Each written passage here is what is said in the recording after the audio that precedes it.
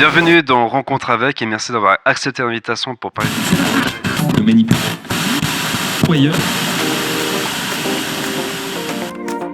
Johan Crocol présente Rencontre avec, un podcast qui va à la rencontre de personnes aux histoires passionnantes de tout horizon.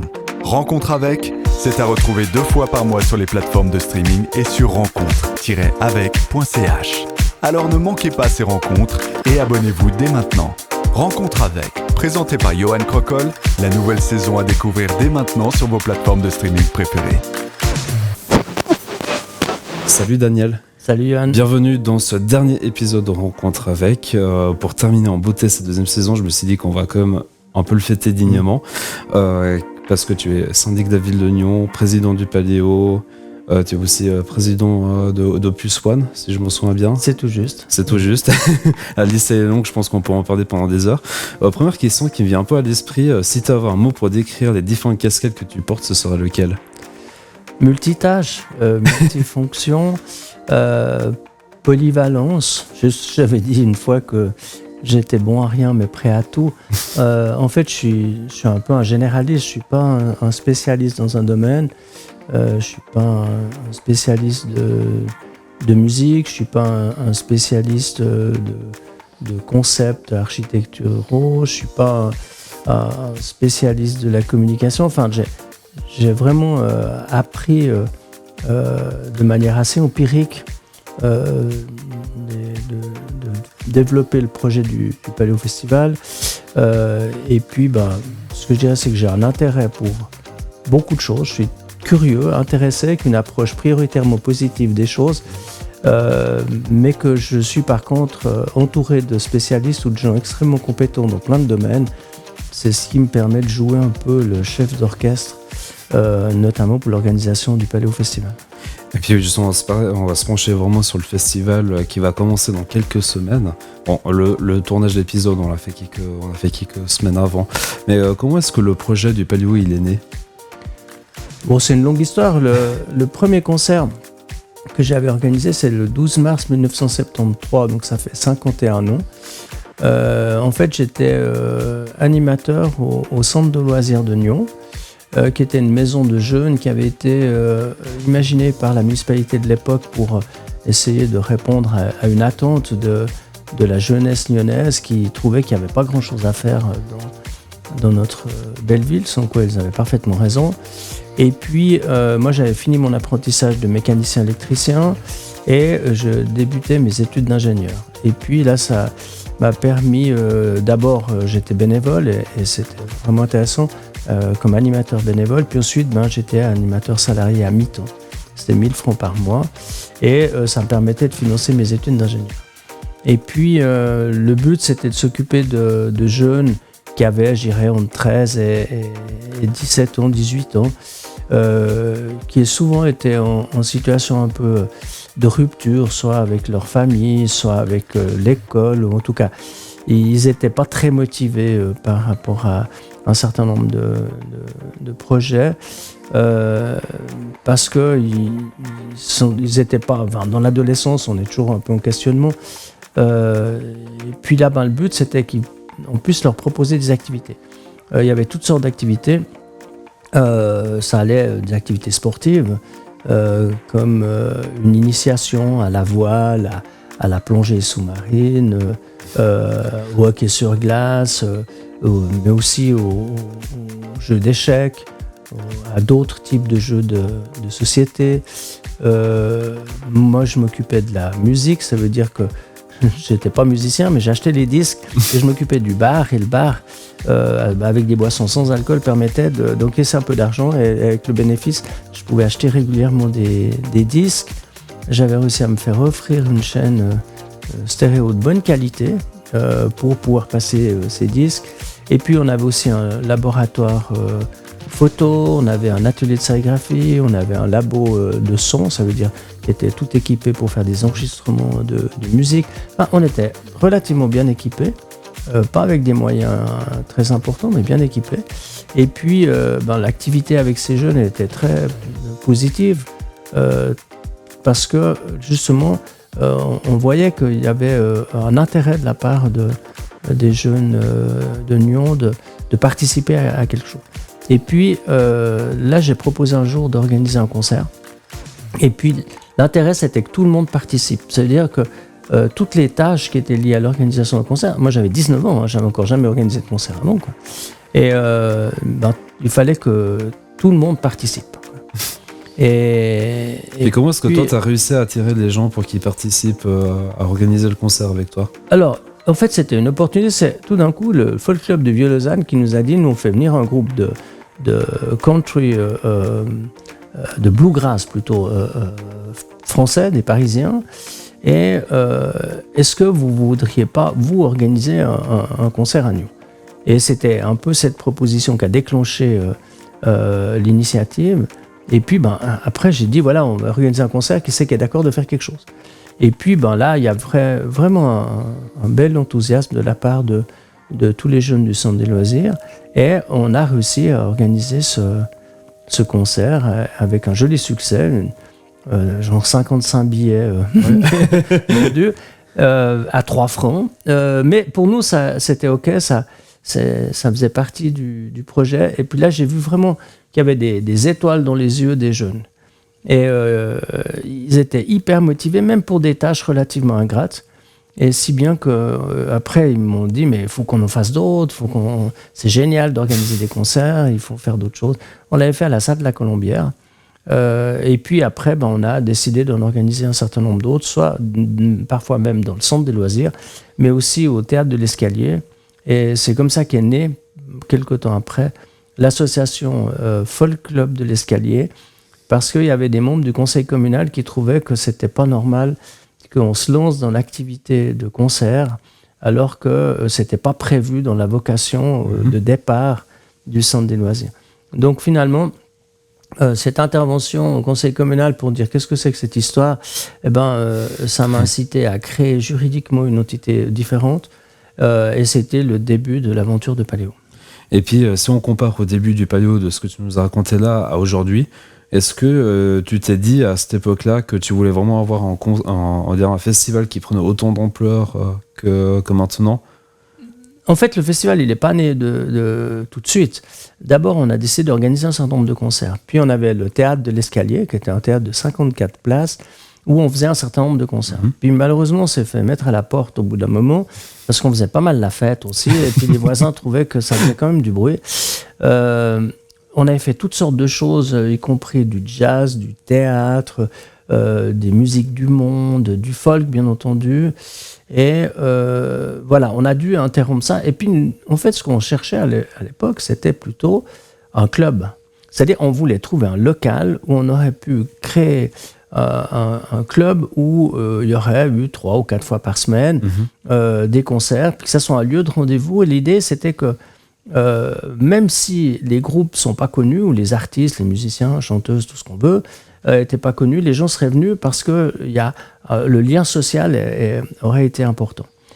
Et malheureusement, on n'a pas trouvé de lieu comme ça. Alors, on a organisé pas mal de concerts, dont un concert en novembre 1974 avec Maxime Le Forestier, qui a été un succès incroyable. Il avait une cote, on aurait pu vendre 3 fois le théâtre de Maran. Et de 452 places. À l'époque, c'était 522. Ça a été réduit. Okay. Et donc, on a organisé ce concert, gros succès, même si financièrement, c'était pas une bonne affaire, puisque on nous avait imposé le prix des billets. Puis à l'époque, on devait payer une taxe, et puis on devait payer tout plein de frais. Et ce qui fait que même si on avait vendu tous les billets, on perdait de l'argent. Et on avait décidé de faire un mini-festival à ce moment-là, en invitant un guitariste américain qui s'appelle Stephen Grossman, et en faisant une exposition de photos, de gilets jaunes. On avait fait un calendrier avec des dessins de Corinne de Sarzan. On avait montré un certain nombre de projets qu'on faisait avec le Centre des loisirs. C'était donc une sorte de petit festival. Et puis, ça a déclenché après l'organisation de pas mal d'autres concerts. Mais ces concerts, à la fin, on perdait toujours un peu d'argent. C'est-à-dire qu'il y avait de temps en temps un concert qui marchait bien. Quand on avait une tête d'affiche ou un artiste qui avait une certaine notoriété, malheureusement, on n'avait pas de salle assez grande. par rapport au cachet. Et quand on avait des artistes qui avaient une faible notoriété, il n'y avait jamais assez de spectateurs. Donc, au bout d'un moment, il fallait se rendre à l'évidence, il y avait un déficit. Et là, j'ai dû faire des progrès en comptabilité de manière assez rapide. Je me débrouillais pas mal quand même, mais parce que c'est tout d'un coup l'oncle Paul qui s'occupait de mes factures. L'oncle Paul, c'est l'Office des poursuites, c'est le nom de code. Et donc là, tout d'un coup, on s'est dit, ouh là là, il y a quelque chose qui ne va pas, il faut se remettre en question. Alors d'abord, j'ai discuté avec tous les fournisseurs à qui je devais des sous pour leur dire, on va vous payer, pas de problème. Enfin, pas de problème. Il faut qu'on trouve une solution. Et puis, c'est là qu'on s'est rendu compte qu'il y avait quelque chose qui ne jouait pas. Tout le monde gagnait de l'argent, sauf nous. Le but, ce n'était pas de gagner beaucoup d'argent. Pour nous, si on équilibrait les comptes, on était contents. Mais on devait payer tous les fournisseurs, les artistes, les droits d'auteur, les taxes et tout. Puis quand il y avait des recettes, c'est d'autres qui les faisaient. Il y avait un qui venait vendre des disques, il y avait le concierge qui vendait des bières à l'entracte, voire des sandwichs même des fois, la femme du concierge qui faisait le vestiaire et puis qui devait payer, enfin bref. Donc tout le monde gagnait de l'argent parce qu'on devait mettre les artistes dans un hôtel, on allait les manger avec eux au restaurant après, on devait imprimer des affiches ou des flyers ou toutes sortes de choses. On louait une sono, bref, on avait tous les frais qui étaient liés avec ce concert, on devait forcément payer les factures. Et puis à la fin, il manquait toujours un petit quelque chose, pas beaucoup, mais accumulé au gré des concerts, c'était une situation un peu difficile. Donc là, on a dit maintenant, il faut faire une réflexion. Et c'est là qu'est partie l'idée d'un festival pour deux bonnes raisons. C'est que sur le plan économique, ça pourrait nous permettre de maîtriser les recettes.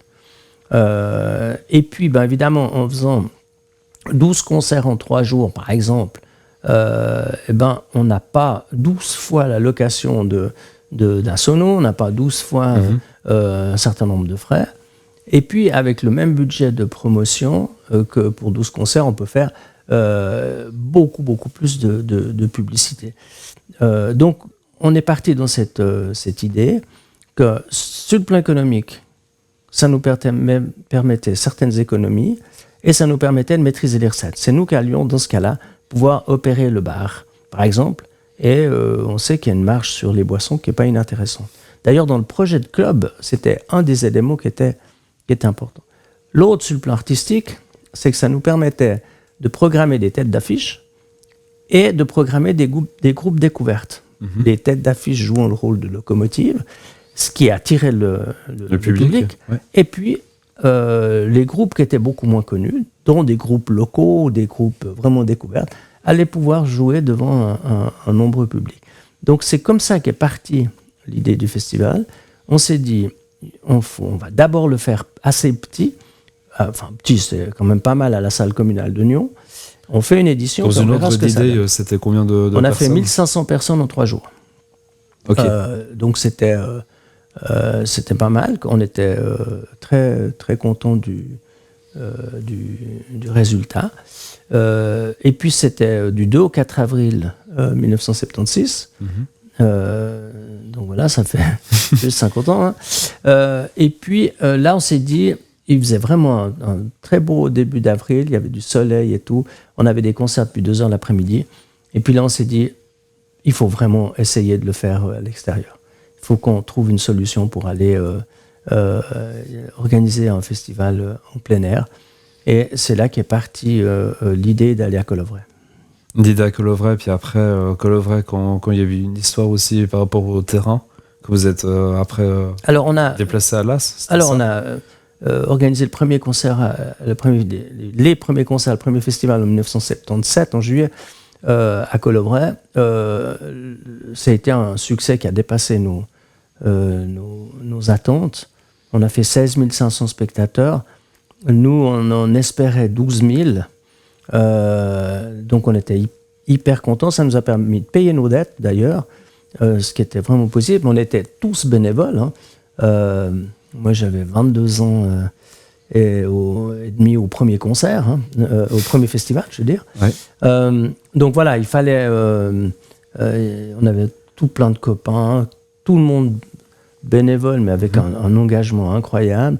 On n'avait pas de soutien politique, personne, on était vraiment trop jeunes, on n'était pas dans le système. On n'avait pas d'argent, pas d'expérience, mais une motivation incroyable. Puis, je veux dire, on était passionnés, on avait vraiment envie. Et puis, on a essayé d'imaginer tout ce qui pouvait se passer, tout ce qui pouvait être utile, de manière assez pragmatique quand même, tout ce qu'on devait faire. On était un peu rêveurs le soir, fait tard la nuit, mais quand même très lucide le matin pour essayer d'organiser, de faire en sorte qu'on ait à peu près anticipé tous les paramètres de l'organisation d'un festival. Et puis comment est-ce que la municipalité de l'époque elle a reçu votre projet enfin, comment est-ce que vous avez réussi à les convaincre pour dire ok oui on va peut-être vous prêter le terrain de Colovray? Alors le terrain de Colovray n'appartenait pas à la ville, hein. On est allé discuter avec le propriétaire, on a proposé 3 000 francs de loyer, comme il avait aucune recette avec ce terrain, il était OK. Et puis, il se trouve que, comme j'avais quitté le centre des loisirs, mais comme j'avais travaillé au centre des loisirs, que j'avais pas fait trop de bêtises et que j'étais considéré comme un jeune homme sympathique et dynamique, peut-être un peu foufou, mais enfin, j'avais pas fait trop d'erreurs, en tout cas pas qui étaient marquantes, quoi, hein. Et la municipalité m'a fait confiance. À vrai dire, je pense qu'ils étaient persuadés que ça marcherait pas tellement et ils n'ont jamais imaginé que ça serait un succès comme ça. Sinon, ils auraient fixé beaucoup d'autres exigences, quoi. Donc, ils ont dit, ouais, Russell, là, il se débrouille pas mal, c'est un bon type. Jusqu'à maintenant, ce qu'il a organisé, ça marchait bien. Donc, OK, on va lui donner l'autorisation. Et j'ai eu droit à une garantie de déficit de 1 000 francs, parce qu'évidemment, j'ai demandé une subvention, on m'a dit non. J'ai dit, est-ce que je peux au moins avoir une garantie de déficit? Le budget, il était 350 000 francs, et j'ai eu 1 000 francs de garantie de déficit, quoi. Mais je pense que c'était notre chance. C'est qu'on l'a appelé Festival Folk, ils se sont dit, le folk, c'est pas trop dangereux, ça va aller. 2, ils n'ont jamais imaginé qu'il y aurait autant de monde, quoi.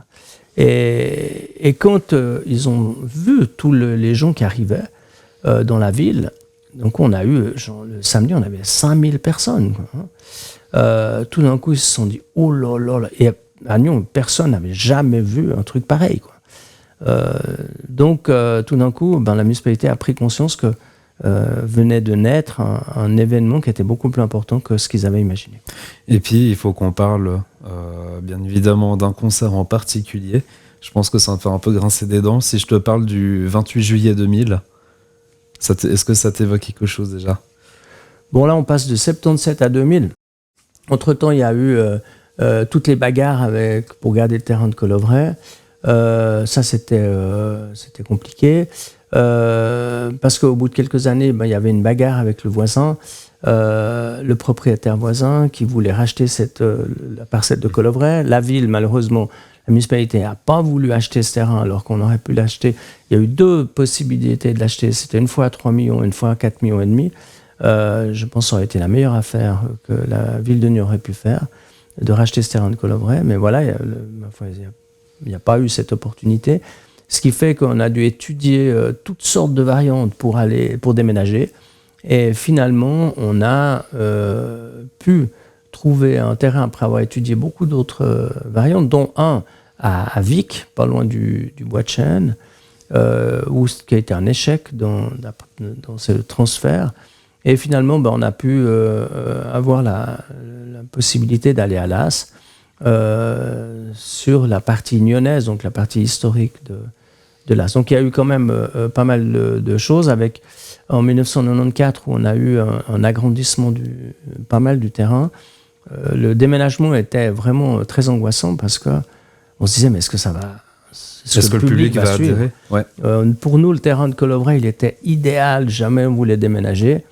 Et donc, j'avais une approche prioritairement négative d'à peu près tout ce qu'on nous proposait comme haute variante. Mm-hmm. Mais à la fin, voilà, tout d'un coup, le bouton, il a tourné sur optimiste et on est parti à fond dans ce projet.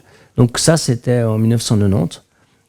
Donc pour nous, c'était vraiment un moment hyper important. Et puis en 2000, je ne me rappelle pas exactement ce qui s'est passé le 28 juillet. Si je te parle Peut-être du groupe c'était Oasis. Voilà, ouais. c'est ça. Je pense que c'est un des éléments marquants. Bon, il y en a eu beaucoup, mais Oui, on est beaucoup, oui, aussi, ouais. effectivement, c'était un moment assez difficile puisque c'était le 25e festival. On avait plein d'envies, on a fait plein de projets, on a même imaginé une soirée avec 25 invités surprises qui a créé un monstre engouement et finalement plusieurs des invités qu'on avait prévus n'avaient pas pu être là au rendez-vous, ce qui fait que la surprise elle était un peu, le gâteau avait ramolli par rapport avec 25 bougies dessus, mais n'avait pas tout à fait l'allure qu'on aurait aimé. Et puis Oasis, ça devait être un bon moment. Et malheureusement, le groupe a quitté la scène au bout de 20 minutes. Ils sont revenus un tout petit moment, mais voilà, en 22 minutes, c'était Parce qu'on a beaucoup entendu beaucoup de versions par rapport à ce concert-là, en disant qu'apparemment c'était le leader du groupe qui avait provoqué le public. Puis après, il y avait une autre version, c'était le public qui avait provoqué le groupe en jetant des choses sur scène.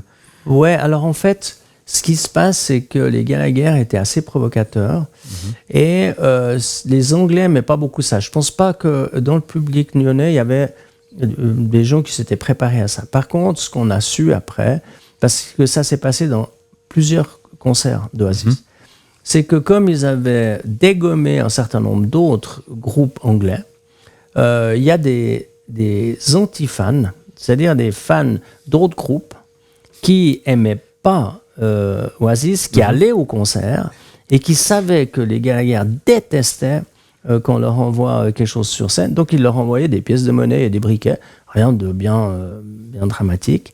Mais voilà, ça a fait monter la sauce. Et puis il y a eu plusieurs endroits. À Nyon, ça a tenu 20 minutes, mais à Lisbonne, 2 jours avant, c'était genre 14 minutes. Et puis une autre fois, c'était 6 minutes, quoi. Donc voilà, ce que nous on a entendu en tout cas, c'est que c'était des spectateurs qui suivaient le groupe pour les provoquer, un peu des petits hooligans de concert.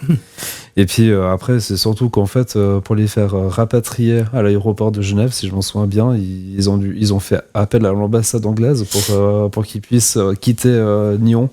Alors, en sécurité. Moi, j'ai été discuter avec eux, j'ai dit que ça allait pas, qu'ils devaient remonter sur scène, que c'était vraiment dangereux, qu'il y avait 35 000 personnes qui étaient là et qu'on avait un risque d'émeute, un risque d'incident très grave et qu'il fallait qu'on trouve une solution. Quoi. Donc d'abord, on a fait attendre un long moment, ensuite on a préparé on s'est dit qu'il fallait faire un geste pour pas que les gens nous démontent toutes les infrastructures du festival, parce qu'il y avait des gens forcément qui étaient très fâchés. Et puis il fallait avoir une réponse pour des spectateurs très mécontents qui allaient forcément se diriger vers le stand d'information ou vers un certain nombre d'autres infrastructures de Paléo pour dire que c'est un scandale, etc. On a pu gérer à peu près ça. On a eu 2000 et quelques lettres le lendemain, quand même, c'était pas rien. Et moi, ce que j'ai dit au groupe, c'est que, ok, s'ils ne remontaient pas sur scène, ils ne sortiraient du terrain que quand le dernier spectateur serait parti. Et donc, on les a bloqués dans leur loge. Puis je leur ai dit, mais c'est pour votre sécurité. Si des spectateurs vous voient, ils vont vous démonter, quoi. Et ils étaient vraiment pas contents. Mais on les a pas laissés partir. On a bloqué leur bus, leur voiture et tout ça. Et eux, ils commencent à avoir peur. Donc, ils ont appelé l'ambassade d'Angleterre. L'ambassade d'Angleterre a appelé la police vaudoise qui m'a appelé. Enfin bon, c'était un show. Puis, on les a laissés partir vers 4 heures du matin, je crois. Ok. Et puis, comment est-ce que tu as vécu ce moment ? Est-ce que tu t'es dit, tiens, on a eu des échos de ce groupe-là. Est-ce que moi, en tant que président du Paléo, je prendrais le risque de les inviter sur scène avec ce que tu m'avais raconté ou les autres concerts qu'ils avaient fait avant de venir au Paléo, c'était délicat. Non, on ne savait pas. En fait, les concerts où il y a eu des problèmes, c'était genre 3 jours ou avant ou 3 jours après notre festival. Et nous, on n'avait pas eu écho de ça. Alors, il y a eu un élément accessoire, c'est que Tout d'un coup, il y avait plein de journalistes qui étaient présents. On a fait une conférence de presse à 2h du matin. Tout d'un coup, on avait même des journalistes anglais qui nous interviewaient. On a eu de la presse anglo-saxonne, en tout cas anglaise. Alors, ce qui était joli pour notre notoriété. Évidemment, on aurait bien aimé l'avoir pour autre chose que ça. Oui. Mais voilà, c'était une expérience, c'était extrêmement difficile. On a dû faire des séances de crise très courtes, mais dans un délai extrêmement rapproché pour voir comment on fait. Et on avait vraiment la crainte que le public, il suffit qu'il y ait 1% du public qui soit très très fâché pour que ça pose un immense problème, quoi. Donc voilà, finalement ça s'est géré relativement bien. On a répondu à toutes les personnes qui nous ont écrit pour leur proposer une forme de dédommagement ou une invitation pour une autre année. Et puis il y a plein de festivaliers qui ont plutôt eu de l'empathie pour nous. Ils étaient déçus de ne pas avoir la prestation d'Oasis. Mais en même temps, ils ont bien compris qu'on n'y était pour rien, que ce n'était pas une faute de l'organisation, mais que c'était plutôt un caprice des musiciens. Et puis, est-ce que vous avez dû revoir la conception de la grande scène après ce concert-là ? On va dire niveau distance de sécurité entre les artistes et puis le public. Non, pas vraiment, parce que je pense que si quelqu'un veut lancer un briquet ou une pièce de monnaie sur une scène, alors à moins de faire une distance de 25 mètres, eh bien c'est presque impossible à empêcher. Et puis, pour certains artistes, c'est un détail, quoi. Ça peut arriver, c'est pas grave. Donc là, c'était une surréaction d'Oasis parce qu'ils savaient pourquoi les gens faisaient ça, quoi. Donc c'était voilà. Et puis je pense qu'ils étaient un peu givrés, quoi. Mais autrement, on devrait mettre des mesures de sécurité ou alors, je sais pas, une vitre devant ou que sais-je. C'est pas réaliste. Donc il y a des milliers de concerts par jour dans le monde.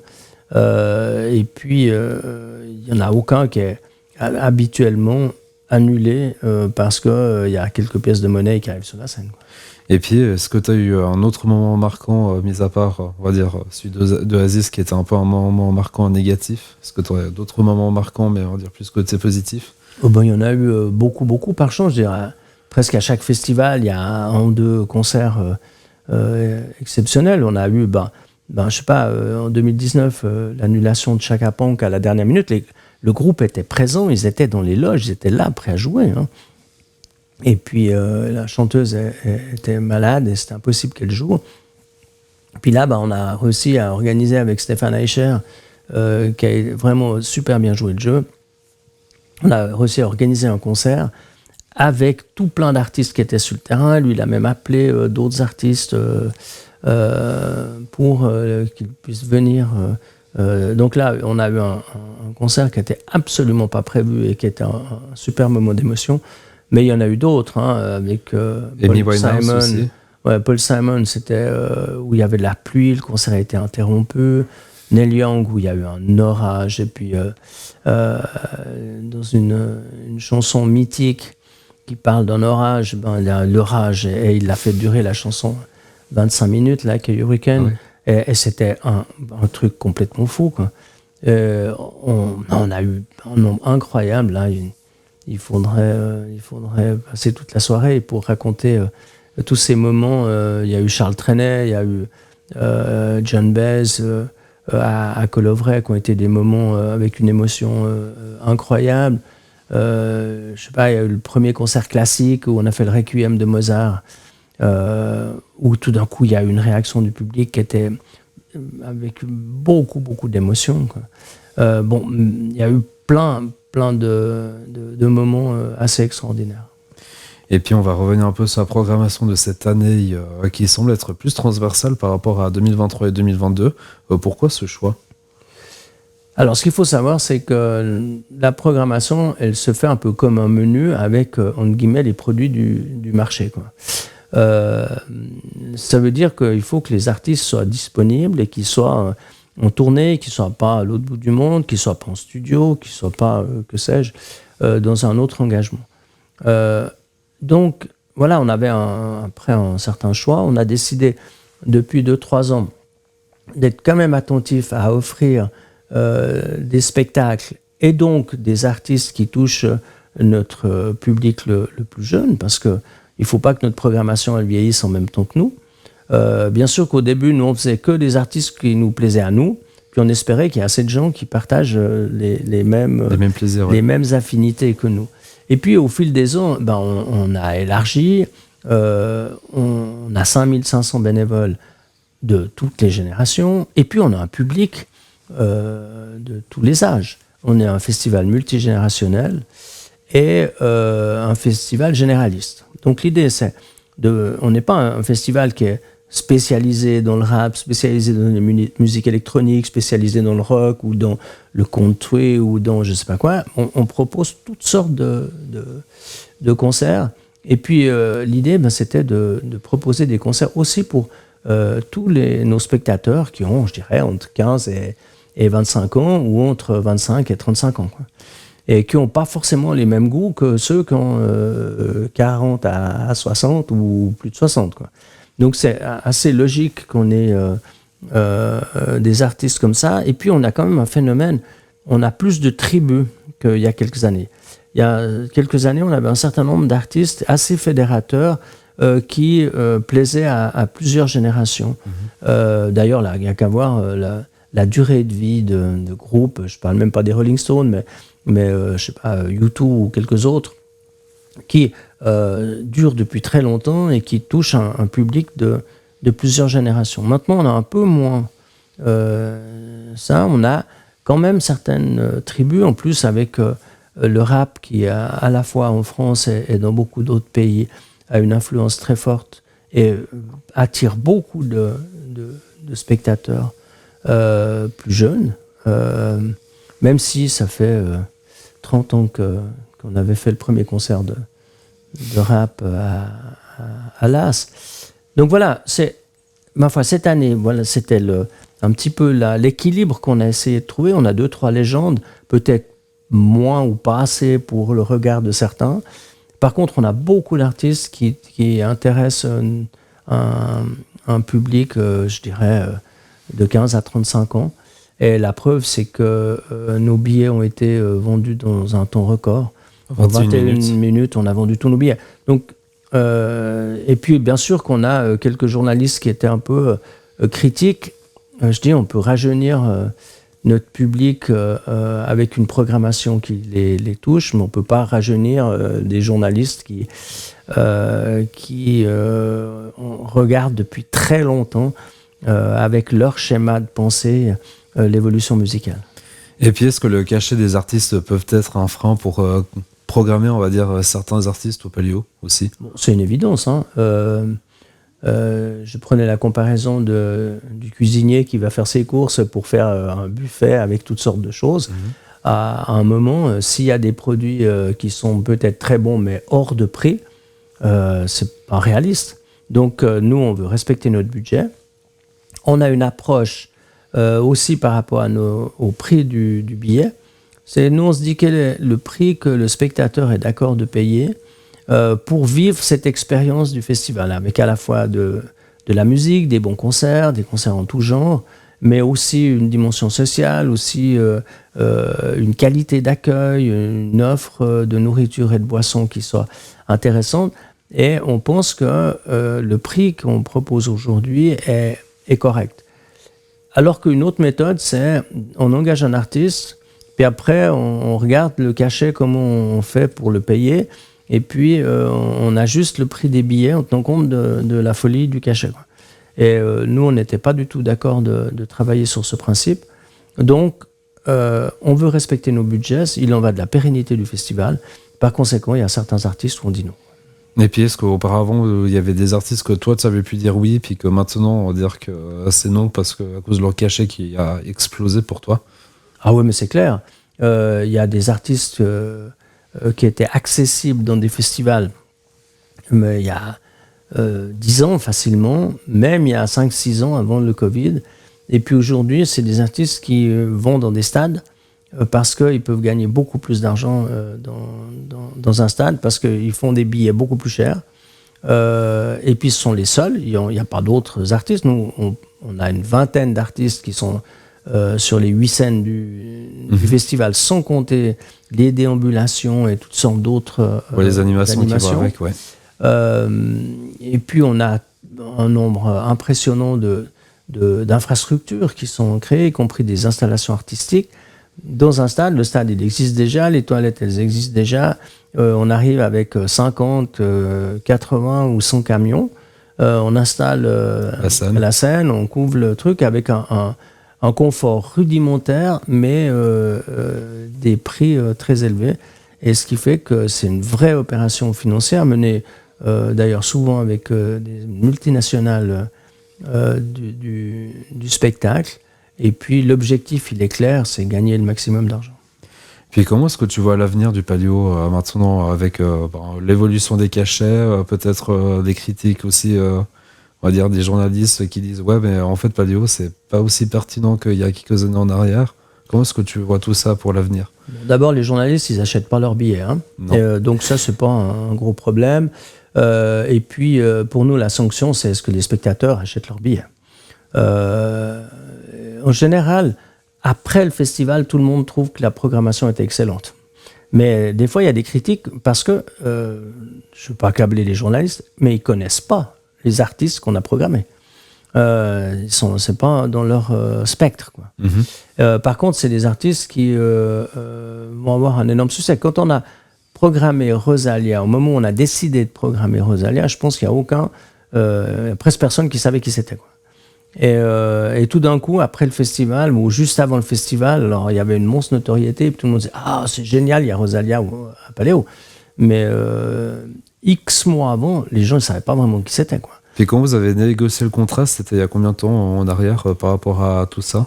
On l'a négocié un peu moins d'une année avant le concert. Et puis, il se trouve que comme elle n'avait pas encore une notoriété si grande, c'était un cachet qui était accessible.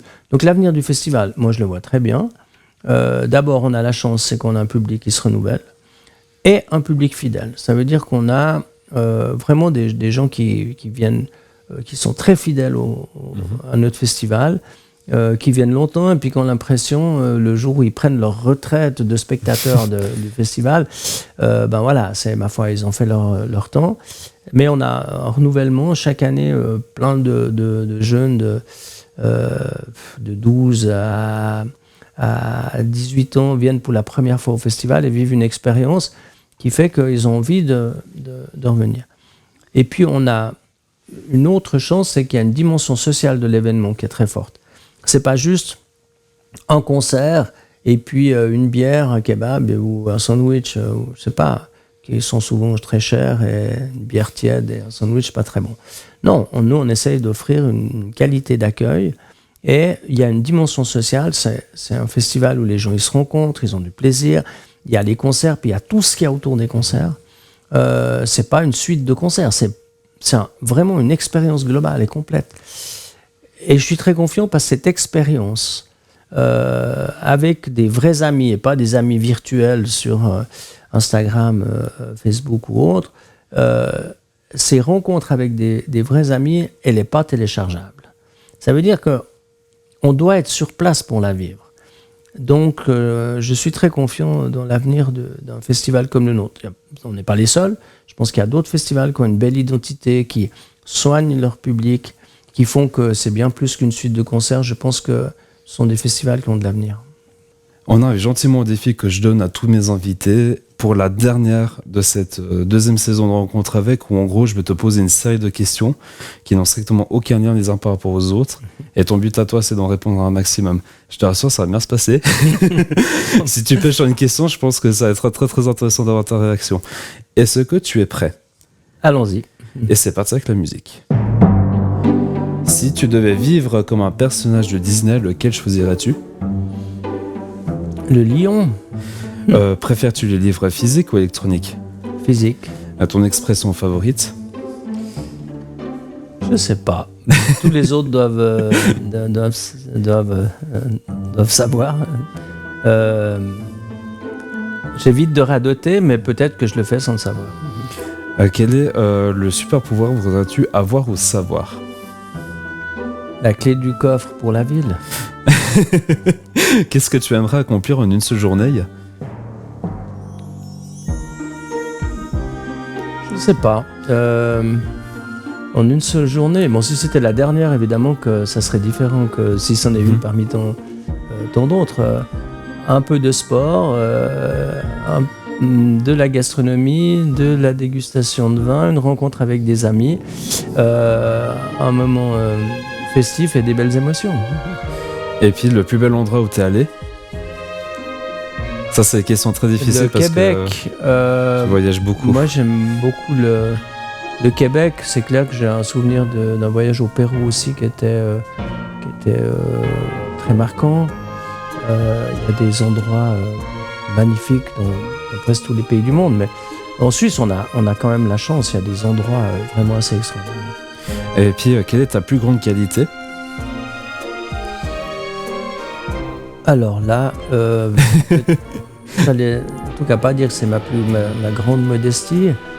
Je pense que je reste calme même dans des situations relativement stressantes. Et puis, je m'énerve assez rarement. Et puis, quel est ton plus grand défaut? Certains disent que j'ai peur des conflits, je pense pas. J'en profite de le dire.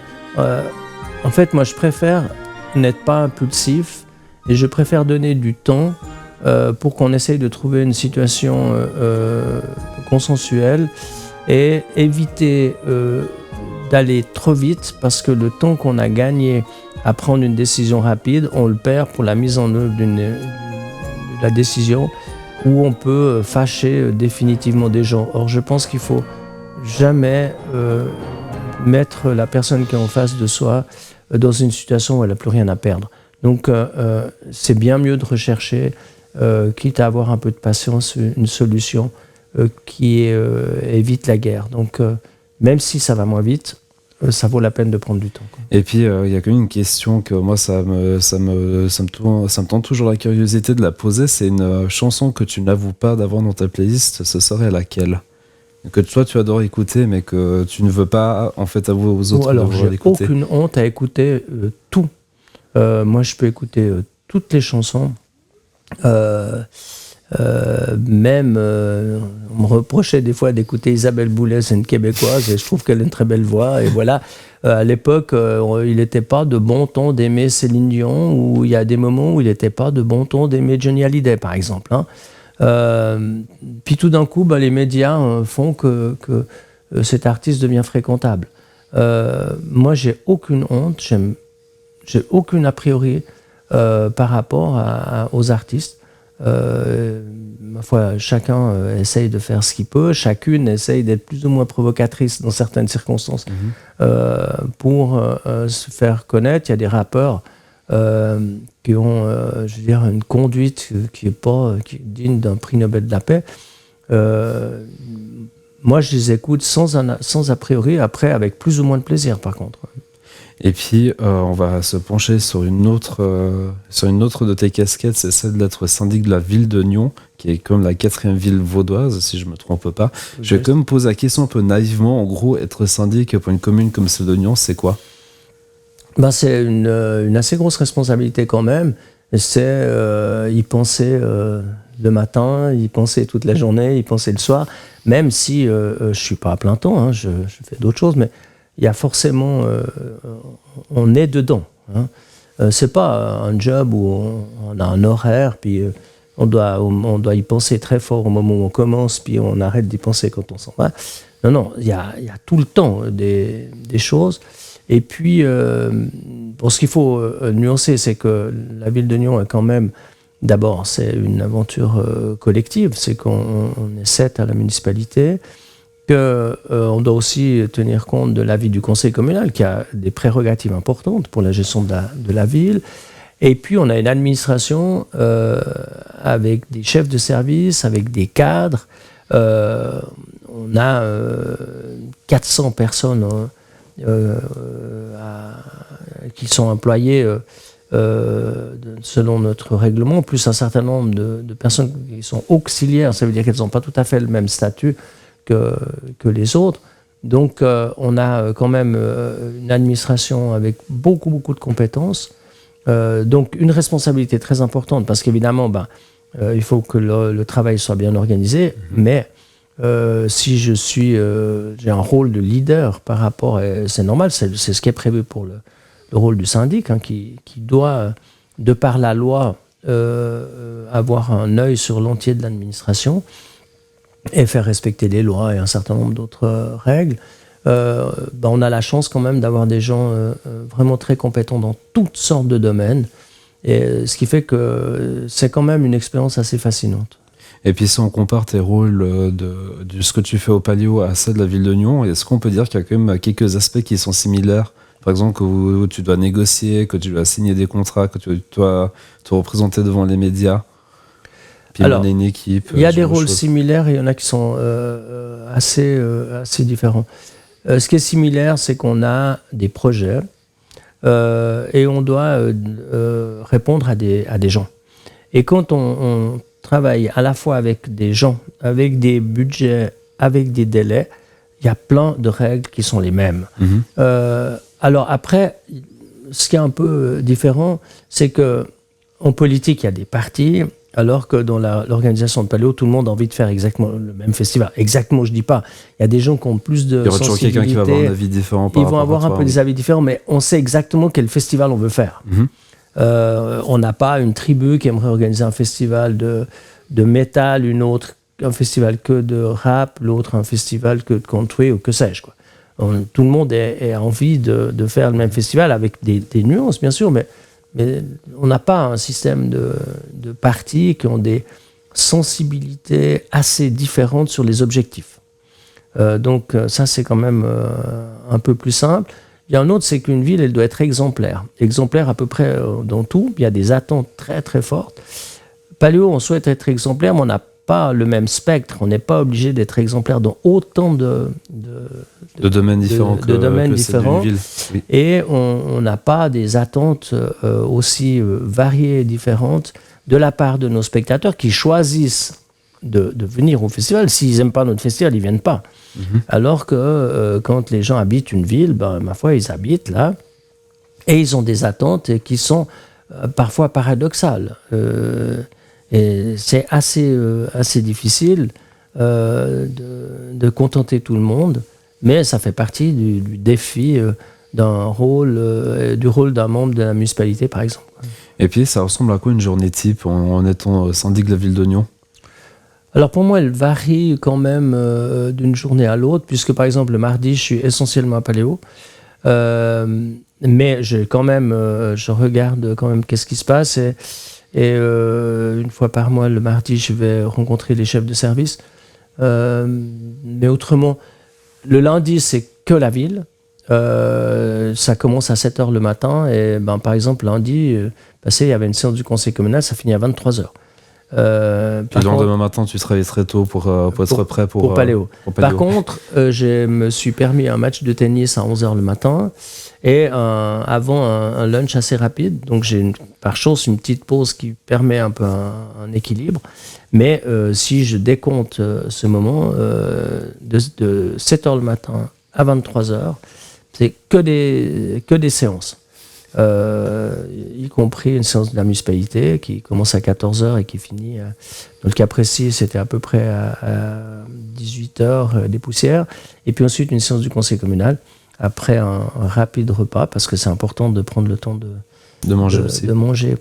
Donc voilà, c'est des fois des séances très grandes, puis autrement, beaucoup de séances, et des avalanches de mails que je traite le week-end. Le samedi, je traite tous les mails que j'ai reçus dans la semaine et auxquels je n'ai pas pu répondre pendant la semaine. Et le dimanche, je prépare la semaine suivante. Je prépare mes interventions, mes discours, la séance de municipalité, les séances à venir de la semaine, etc. Donc voilà, c'est une activité assez intense quand même. Et puis il faut savoir que cela fait depuis 2008 que tu es à la tête de la ville. Comment s'est passée ton élection, si on reprend, on va dire, quelques années auparavant? Bon, d'abord, c'était un peu spécial puisque je suis d'aucun parti politique. Moi, j'étais un spectateur attentif de la vie politique. J'avais été journaliste à l'époque, donc j'avais suivi cette activité politique de Nyon, mais aussi à d'autres niveaux. Et puis, mais je voulais pas faire de la politique parce que je voulais pas être membre d'un parti. Puis là, il y a eu tout d'un coup une situation assez spéciale dans la mesure où le syndic Alain Valéry Poitry a été contraint de démissionner parce qu'il avait déménagé sur la commune de Prongin. Et il y a eu une longue période où il n'y avait pas de syndic. Et puis là, il y a des gens qui sont venus vers moi en disant « On aurait besoin de quelqu'un comme toi maintenant dans cette situation à Nyon. » Et puis j'ai dit « Ouais, mais moi, je ne veux pas être d'un parti politique. Pas de problème. On pense qu'il faut quelqu'un comme toi. » Et j'étais un peu surpris. J'ai réfléchi. J'ai pris un délai de réflexion. J'ai réfléchi à quelles étaient mes valeurs par rapport à un engagement politique, même s'il n'est pas dans un parti. Qu'est-ce que j'ai envie de faire? Qu'est-ce que je n'ai pas envie de faire, etc. Et puis après quelques semaines de réflexion, j'ai dit ok, je suis d'accord de me lancer. Et puis j'ai été élu au premier tour à la municipalité et ensuite 3 mois plus tard au premier tour comme syndic face à deux autres membres de la municipalité. Donc c'était pas si facile que ça. Et j'avais jamais fait de politique. Ça veut dire que j'avais pas été conseiller communal, j'avais pas été municipal, j'avais pas été militant à distribuer des tracts sur les marchés, etc. Et j'étais un peu conseillé comme un ovni. Pas de parti, pas d'expérience politique d'après les gens, alors que quand même j'avais vu un certain nombre de choses. Pas de passage au conseil communal, pas de passage à la municipalité. Et le voilà, il est directement dans le fauteuil du syndic. Alors, c'était une chance. Peut-être un petit handicap, mais pas tellement que ça. C'était une chance, c'est d'abord, je connaissais quand même les rouages, et je suis arrivé sans a priori. Ça veut dire que j'ai dit, mais pourquoi on fait comme ça? Puis pourquoi on ne peut pas faire autrement? Puis pourquoi Donc j'ai pu arriver en innovant passablement, au départ, à la fois dans une approche différente du dialogue avec les gens, en faisant adhérer la ville de Nyon à la région, en ayant une nouvelle approche des discussions entre les commerçants et les syndicats, qui a permis de faire un nouveau règlement, et puis peut-être une approche vraiment un peu différente de celle qu'aurait pu avoir une personne qui avait fait tout le cursus, quoi. Donc j'étais pas influencé par les habitudes. J'étais obligé de respecter des règles, il y a des lois, il y a tout plein de trucs qui font que la fantaisie est quand même limitée, quoi. Mais j'ai pu arriver en n'ayant aucun a priori sur ce qu'on allait faire. Et puis comment est-ce que toi tu as réussi à convaincre, on va dire, les citoyens pour qu'ils votent pour toi, ou est-ce que tu t'es dit bon en fait non, je me porte candidat, mais on va dire je m'attendais pas forcément grand chose après? Bon, disons que j'avais quand même une modeste notoriété. J'ai passé toute mon enfance à Nyon, toute ma vie à Nyon. J'ai quand même, j'avais créé le club de hockey sur glace. J'avais été membre pendant 20 ans de la commission des affaires culturelles. J'avais créé la cave à Jules. J'avais été président du conseil d'administration de 10 services, donc je connaissais quand même pas mal de gens. Puis avec l'activité de Paléo, évidemment, j'ai rencontré un nombre incroyable de gens, beaucoup qui me connaissaient. Alors, quand j'ai été candidat, évidemment que je n'étais pas tout à fait dans la même catégorie que des candidats qui sont dans un parti politique voilà. Bien précis. Ouais. Après, c'était très difficile de savoir si les gens qui me connaissent allaient voter pour moi ou pas. Et puis, si les gens qui ne me connaissent pas, ils allaient penser que j'étais le bon candidat. Manifestement, ça a bien fonctionné puisque j'ai été élu au premier tour chaque fois. Donc voilà, j'ai eu cette chance qu'on me fasse confiance. Et puis, comment est-ce que cette fibre est vraiment venue en te disant, ben, tiens, en fait, je suis quand même syndic de la ville de Nyon, mais que tu voulais pas, je pense que tu voulais pas lâcher Paléo durant tout ce moment. Comment est-ce que tu as réussi, on va dire, à pas tellement la fibre, mais on va dire plutôt un équilibre entre les deux, pour pas que tu aies peur, en fait, de lâcher d'un côté que d'un autre? Alors d'abord, il y avait une chance, c'est que Paléo n'est pas subventionné et Paléo paye toutes ses factures. Donc ça ne me mettait pas dans une situation délicate et qu'en plus, le job de syndic, c'était un job à 60%, mais on est officiellement 70%. Ça, c'est les chiffres théoriques. Hein. C'est pas tout à fait comme ça. Et ça me permettait de garder la présidence du Paléo. D'ailleurs, j'ai eu un délai de réflexion par rapport à une candidature au Conseil d'État où j'avais un boulevard pour être élu. Et finalement, j'ai renoncé parce que si j'avais été au Conseil d'État, j'aurais dû renoncer à Paléo. Par conflit d'intérêt, tu veux dire Non, ça, on n'a pas le droit d'être conseiller d'État puis en même temps d'avoir un job à côté. Quoi. C'est pas réaliste. Quoi, hein. Donc, il n'y avait aucune chance.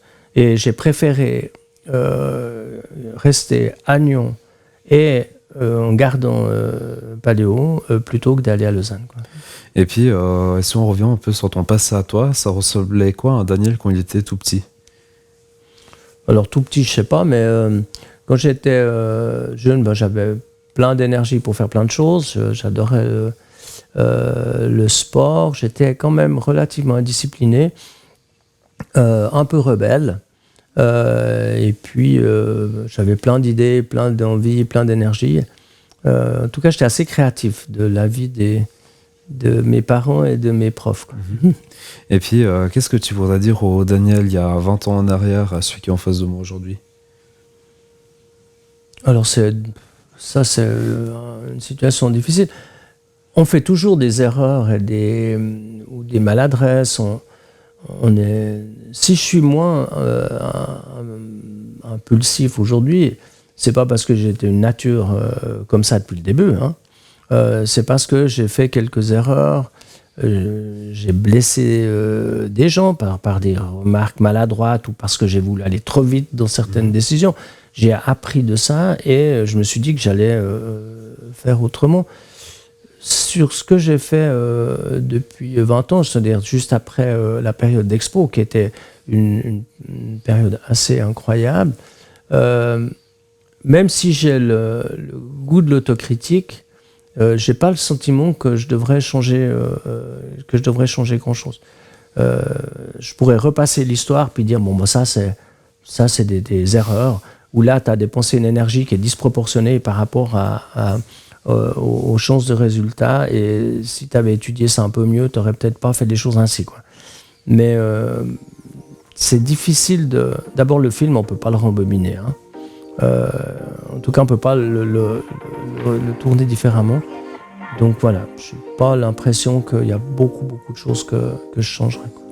Et donc on arrive gentiment au bout de ce podcast. Si tu as un conseil à donner à quelqu'un qui voudrait se lancer dans la politique, peut-être pas suivre exactement le même cursus que toi tu l'as fait, ce serait lequel?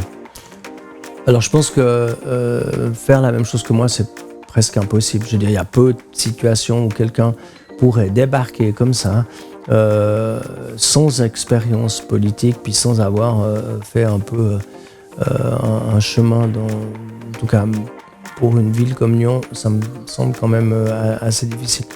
Donc mon parcours n'est pas vraiment assez atypique, et je pense que c'est un peu différent.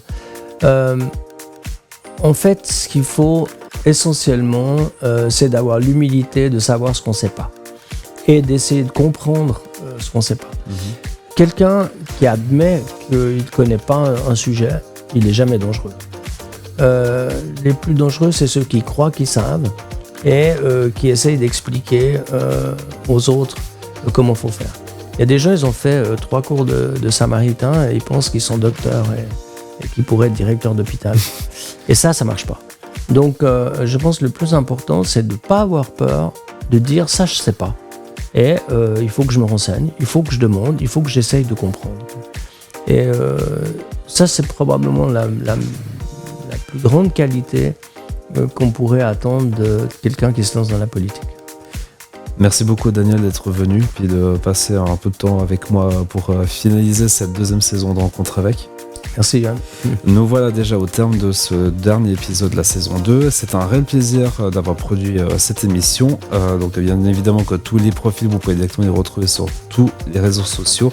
Et puis j'ai une extrême joie, c'est qu'on rencontre avec revient le 9 septembre avec Sacha Porcher de Tataki sur la RTS qui va venir inaugurer cette 3e saison. Donc n'hésitez surtout pas à suivre le podcast et puis vous aurez directement toutes les nouvelles. Donc d'ici à passer un bel été, peut-être qu'on va se croiser au Paléo, peut-être qu'on va aussi croiser Daniel au Paléo. Et puis moi je vous retrouve directement là-bas pour la 3e saison.